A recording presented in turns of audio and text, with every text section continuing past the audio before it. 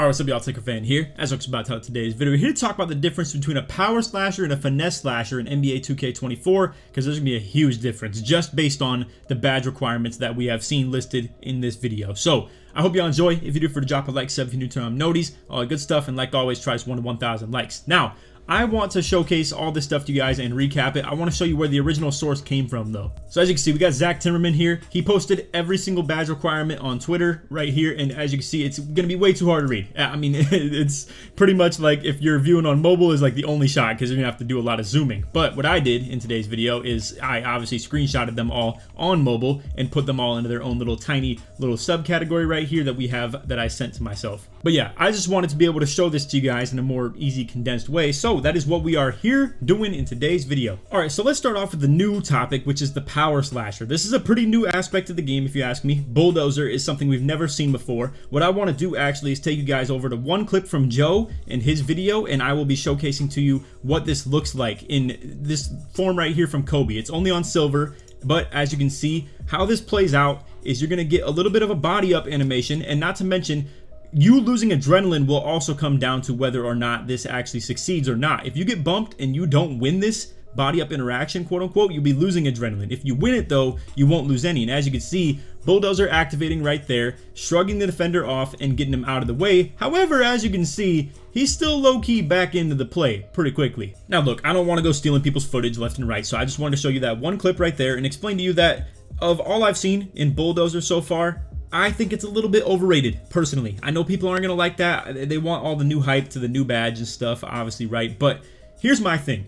The investment of the strength is going to be ridiculous. I mean, look at this. You got 96 for Hoff, 92 for gold, 84 for silver is somewhat reasonable, and then 74 for bronze is pretty doable, right? So I think for me personally, as the pure slasher that I am, and you guys are going to see that, I guarantee it from day one of this game, because I got to say the slashing in general looks fire. For sure. But if I had to guess, I'm going to be somewhere in this bronze to silver ballpark, essentially. And coming over the defensive side of it with a movable enforcer, this is the counter to Bulldozer. And as you can see, it's actually quite within the same range of those badge thresholds. So I believe it's only 2 down on the gold level. So I believe it was 92 versus 90 right here. It was 84 versus 82 right here. And then not to mention, I think it was 96 versus 95. So if you get Bulldozer, you will very likely unlock the same level of a movable enforcer as well. And they both only have to do with strength. It's nothing to do with your dunk rating. It's nothing to do with your block rating or interior defense or anything like that. These are purely what these are about. So I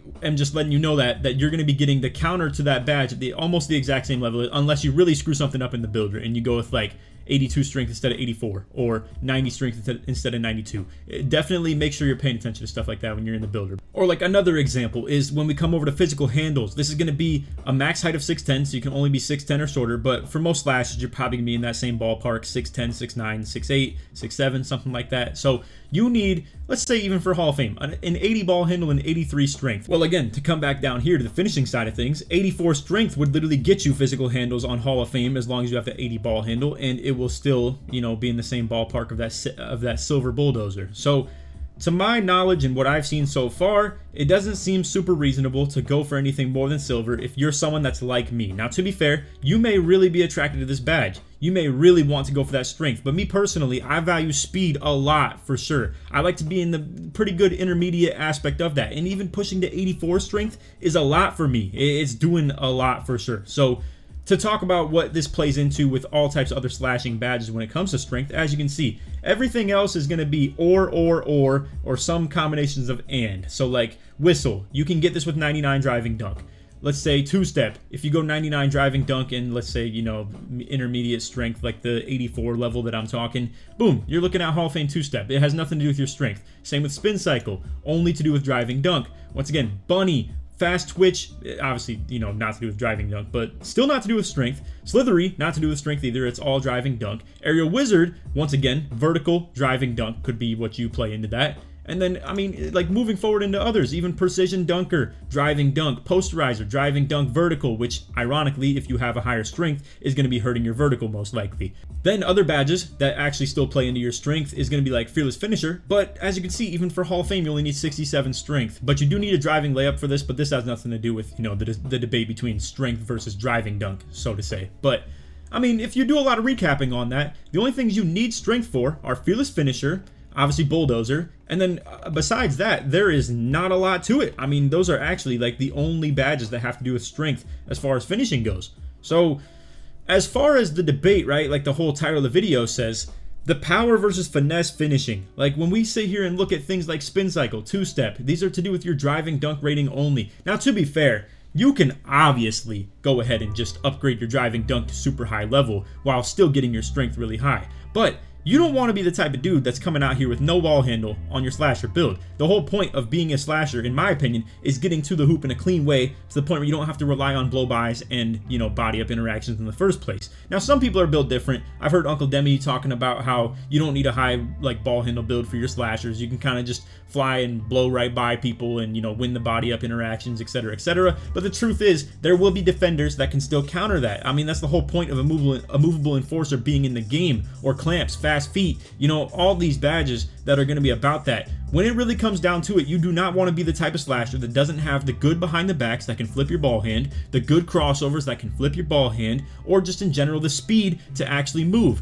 And obviously the heavier you go, the slower you become. So when it comes to which side I'm leaning toward between the power slashing versus finesse slashing, I'm all for finesse, 100%. Because like I said, you don't get things like whistle through strength. You're getting it through driving dunk, 99. We got things like the two-step, spin cycle. I know I'm going to be repeating myself a little bit here, but I just want to re-emphasize this. Slithery, you're getting through driving dunk. All of this stuff you can do by getting the 99 driving dunk. You're getting bunny for hop dunks. Simple. You're getting so many Hall of Fame badges through this driving dunk rating. Driving dunk being 95 plus, you get aerial wizard on Hall of Fame. You don't have to spend the badge points on it. You're just then simply getting better alley-oop animations. Not to mention precision dunker. You need 97 driving dunk for Hall of Fame. Posterize, you need 99 driving dunk for Hall of Fame. And once again, to come back to the vertical discussion, you need 85, which, again, the heavier you go, the harder it's going to be to get your vert up. If you're talking like 6'10", 6'11 builds, I haven't seen the builder yet, to be fair, but I'm just very much so assuming, because this is how it's always been, that if you're going heavy as a 6'10", or 6'11", 7-footer, you are not getting this vertical right here, period. It's as simple as that. Not to mention, as a more inside slasher-esque build, if you want to be kind of like me where I'm doing it in a pick and roll aspect as well, yeah, you do really want brick wall, which we'll come to the brick wall discussion real quick as well, but you do want brick wall. I'm not disputing that. It's just that you definitely want speed and pick and roll as well. You want to be that guy that's able to get to the hoop very quickly and not be a nuisance for your point guard in terms of clouding up the, you know, defensive coverage, where if you're still holding your screen the whole time and you're trying to set all these big bodies and stuff and you can't slip to the hoop quick enough, you're going to get him double teamed. You're not going to be an option to pass to quick enough and, you know, break down the defense. And it's always a problem to be a super tall big that can't slip quickly. And I'm not here to judge anybody's playstyle. That can be a lot of different people, for sure. It's just, if you're like that, I'm assuming you don't really care to be much of a slasher, personally. My assumption is that you don't put the ball on the floor too often. You're more so just an inside big that's kind of doing pick and rolls and stuff like that. Or potentially, if you're going this level of strength anyway, you might just be a popper that's trying to set big bodies too and just be a good interior defender, and not so much as, like, you know, caring about the speed of your rolls or speed of your pops or anything like that. But speaking on physicals, once again, we have things like chase down as well. That's actually factoring in your speed, vertical, and your block rating now. So you need all three of these things to actually get Hoff chase down between 71 speed, 83 vert, and 94 block. Once again, if you go to that 85 vertical threshold, we're talking Hoff poster anyway. We don't even know what you need for the elite contact dunks yet, to be fair as well, which I'm assuming is also going to be in a very high ballpark of things like vertical as well and driving dunk too. So we'll see about that. But as far as what else strength can do for you, as you can see, you can get post lockdown with it at 89. Clamps, not very demanding though. Once again, I mean, if we're talking a 6'8 slasher, which by the way, this is height cap now, it's 6'9. Zach ended up talking about this being the one screw up that he had with all of these badges. But again, like, we're looking at, if you make a 6'8, 6'9, you're looking at probably 85 Prim D silver clamps with also maybe gold challenger and hopefully even fast feet on like silver as well. Or maybe even a 6'8 can get something that's crazy with Prim D. We don't know yet, but my whole point here is, as you can see, the strength is not demanding, and you only need 60 to get clamps on Hall of Fame. So it's not like you need 90 strength for anything literally other than immovable force and bulldozer. That's literally it for the most part. obviously post-lockdown too, but we're not really here to talk about that quite as much. The one that I will say I will miss out on a tad bit here is going to be Box Out Beast, but again, you can go into that 84 strength threshold that we've been talking about for the Silver Bulldozer and, you know, the Silver Immovable Force and stuff like that. 84 sounded like the sweet spot for me 100%, because it does sound a little bit OD to go that heavy, but you may have to deal with it. It seems like there's a lot to do with this stuff. But Gold Box Out Beast, 84 strength. You need, and like, you might be thinking, Laker, you're such an idiot. Last year you were able to go to 94 D-board and you can get the Hoff Box Out Beast. Well, read a little bit. As you can see, strength and either offensive or defensive rebound at 93. So you have to go 90 strength, and then you still need to get 93 O-board or D-board to get Hall of Fame Box Out Beast. So just keep that in mind.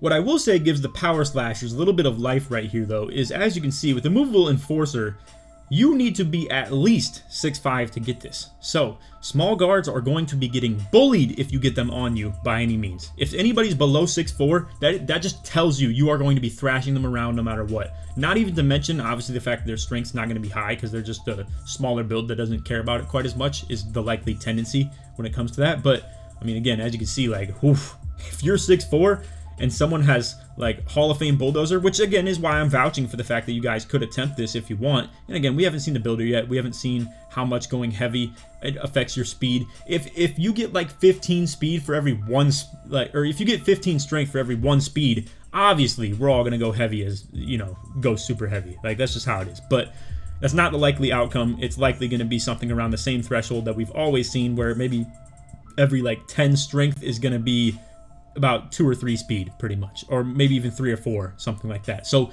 in the long run, if you do like a difference of 20 strength, you're really sacrificing probably like 6 or 7 speed in that threshold, somewhat. That's just ballparking it. But anyway, again, that is what I wanted to talk about in today's video, is the difference between the Finesse and Power Slashers. And I mean, we've seen a lot of good stuff. I'll pull up another clip real quick. So like, for instance, 2K Lab tagged me in this clip right here where, as you can see, like the power of a Finesse Slasher. Like, this is Donovan Mitchell. There's no strength involved in this. And as you can see, like, let's say I don't need a body up win to get through this, you know? Like, I'm not gonna power right through him and not really worry about that. It's the fact that if he cuts you off really good to your right, spin back to the left, and now you have completely reset the defender, and now here you are with your vertical, the driving dunk, all that stuff that Donovan Mitchell's got, which is through the roof, by the way, if you have never seen like what his player looks like in 2K. I mean, his vert be in like the 90s range every time, with like 93-ish driving dunk or something like that too. So they tagged me in this, and I just wanted to show this, like, really clean finesse finishing, and I'm assuming Mitchell probably has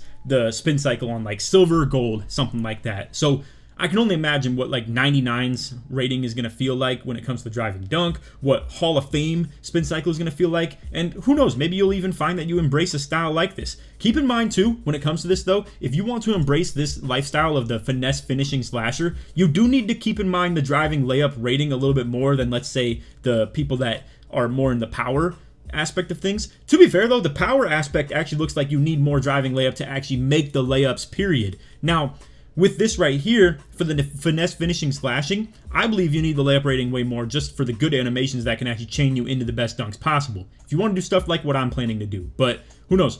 Layups look really good in this year's game too, from what I've seen from the gameplay so far. So it's very possible that both the finesse and the power styles can transition into layups in their own different way. But I just wanted to show you guys a couple of those clips. Again, I don't want to steal anybody's content too much or anything like that, but at least obviously these guys gave me the permission to do so. So anyway, that is all for the video. I hope you all enjoyed. If you did, feel free to drop a like, sub if you're new to on noties, all that good stuff. And like always, just try to 1,000 likes. If you made it to the end of the video, put power or put finesse or put fin in the comments. Search Sports my way through. But anyway, whichever side you lean on, just know I'm obviously here for tips on both. I'm not going to be disregarding the power style at all, because like I just said, I'm probably going around that 84 threshold.